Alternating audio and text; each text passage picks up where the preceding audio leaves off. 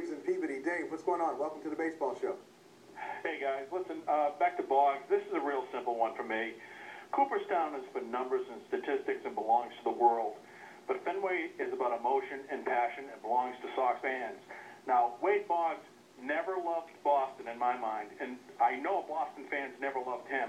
And that's why Tony C. should be in, and Wade Boggs should never be in. Well, let me ask you guys this, because I've made this statement before. When you guys were fortunate enough to be watching great players like Jim Rice and Wade Boggs and Roger Clemens, I was watching Vern Rule and Carmen Castillo, Andy Allenson, and Juan Eichelberger with the Cleveland Indians. 7,000 people in a 73,000-seat stadium, and then freak John Adams out there beating his drum the entire time. So I was not here, but I'm wondering if this is...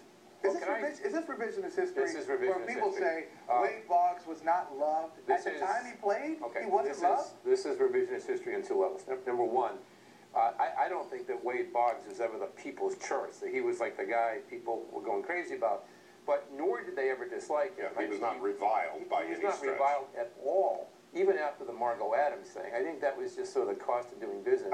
I think if there was if I were to describe the fans' interpretation or attitude toward Wade Boggs at the time, it was that he was selfish, that he was obsessed with his numbers and batting average. Which has come back to bite us in that people now listen.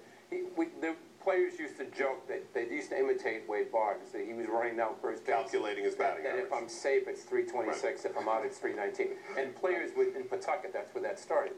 And I understand that, but his job was to get on base. He understood his job better, and he was, as for all the jokes about the beer he drank and the conquest with women and all that, no one ever went into a game more prepared than he was. He was taking grounders every day. Made himself a good third baseman. Made himself, and he probably should have won Gold Gloves with Boston that he didn't win until he got to New York.